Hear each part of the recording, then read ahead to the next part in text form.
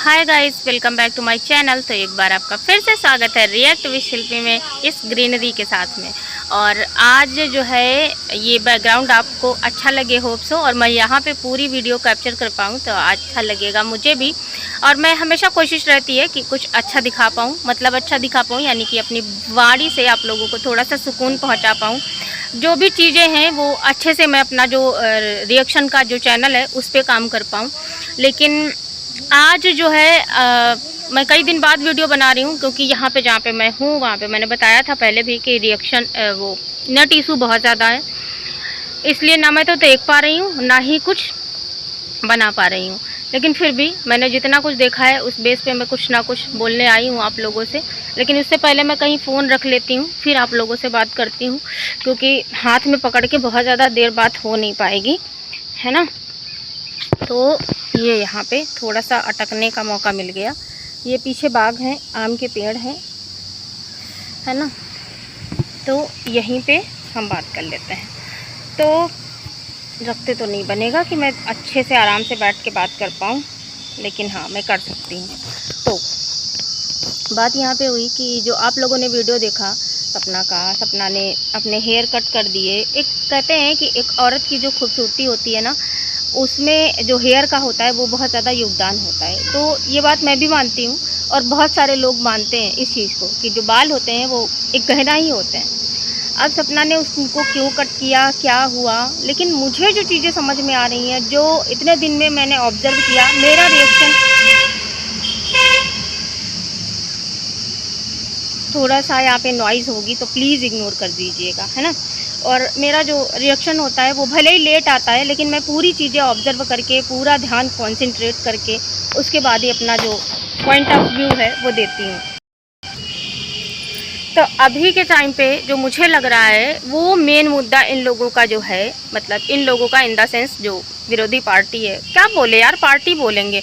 अब ऐसी जगहों को या फिर ऐसे लोगों को हम ससुराल या फिर रिलेशन ऐसा कुछ तो नहीं बोल सकते ना, क्योंकि ससुराल वाले, रिलेशन वाले जो लोग होते हैं ना, वो ठीक है, हमारे साथ ससुराल वाले भले ही बुरे हों या फिर उनका बिहेवियर हमारे प्रति अच्छा ना हो, लेकिन वो हमारा इतना बुरा नहीं चाहते हैं।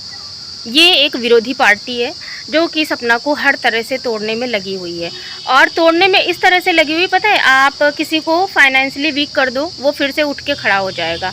आप किसी का घर छीन लो वो फिर से बना लेगा। आप किसी का खेत छीन लो वो फिर से बना लेगा। आप किसी का खाना छीन लो वो फिर से कमा लेगा।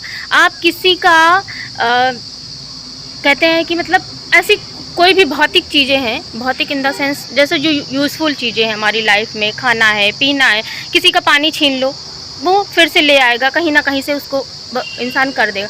लेकिन जब इंसान इमोशनली टूटता है ना, उसके लिए वहाँ पे मतलब कोई भी चीज़ कारगर नहीं होती। वहाँ पे सिर्फ और सिर्फ कारगर हो सकती हैं अगर चीज़ें, तो वो खुद का मोटिवेशन है, प्लस आसपास के जो लोग हैं वो कितना मोटिवेशनल चीज़ें आपके लिए कर पाते हैं, कितना वो मोटिवेट कर पाते हैं आपके लिए। लेकिन जिस तरह से सपना ने हेयर कट किया, जिस तरह से सपना ने उन चीज़ों को मतलब नहीं, जिस दर्द को, जिस तकलीफ़ को हमने देखा है सपना की उस वीडियो में, वो शायद बयां करने लायक नहीं है। और इन लोगों का मेन मकसद वो यही है कि भाई सामने वाले को तोड़ो, और तोड़ो इन द सेंस कि इस कदर तोड़ दो कि ना तो वो सोशल मीडिया पे रहे, ना तो वो अच्छे से ज़िंदगी जी पाए, ना तो वो अपनी बच्चियों को पाल पाए, ना तो वो अपनी जीवन की आगे की जर्नी ख़त्म मतलब शुरू कर पाए। मतलब वो चाहते ही हैं, इन लोगों का मकसद ही है शायद कि उसको तोड़ दो, तोड़ दो, फिर तोड़। और अगर किसी को एक बार तोड़ दो ना तो उसको ख़त्म होने में ज़्यादा समय नहीं लगता। मैं आपको एक एग्जांपल दिखाती हूँ। अभी मैं, अगर ये पत्ता है, यहाँ पे पेड़ है, इसको अगर इस पत्ते को इस पेड़ टहनी से अलग कर दो ना तो ये ज़्यादा दिन नहीं रह पाएगा भाई, ज़्यादा दिन नहीं रह पाएगा। और इसकी कंडीशन जो है वो हो जाएगी ऐसी हो जाएगी, समझ रहे हैं। तो इस तरह से सपना के साथ में हो रहा है। लोगों का मतलब जो मोटिव है वो एग्जैक्ट पता चल रहा है कि इस तरह से करो, ख़त्म करो, मतलब इसको इतना डिमोटिवेट करो, इतना परेशान करो। और अभी तक आपको याद हो, सपना ने एक वीडियो डाला था जब वो ग्वालियर में थी, जब उसने घर छोड़ा था, और उसने ये बोला था कि सिर्फ मेरे को छोड़ के बाकी सारे लोग एक साथ रहेंगे इन फ्यूचर, यही बोला था ना सपना ने, और वही हो रहा है। लेकिन हाँ, सपना ने ये बोला था कि सपना ने कि वो लोग जाके मथुरा वाला घर बन जाने दीजिए, उसके बाद में सारे लोग एक साथ रहेंगे सिवाय मेरे। खैर, सपना की बात भी साबित हुई, सिवाय सपना के सब वैसा ही हो गया। छोटी जिज्जी घर वापस आ गई हैं, वो आराम से रह रही हैं, आराम से ब्लॉगिंग बना रही हैं, आराम से फिर से वो उनके मम्मी पापा हो गए हैं, आराम से उनका सब कुछ चल रहा है। ज़रा सा कुछ होता है तो वो अपने पापा को खड़ा कर देती हैं आके वीडियो बनाने के लिए कि हाँ पापा जी देखिए ना, पापा जी देखिए ना, लोग ऐसे ऐसे कमेंट कर रहे हैं जिनको मैं पसंद नहीं हूँ, वो लोग नहीं आए, मेरे से मिलने नहीं आए, वो लोग वीडियो ना देखें, मतलब इस तरह से टारगेट किया गया।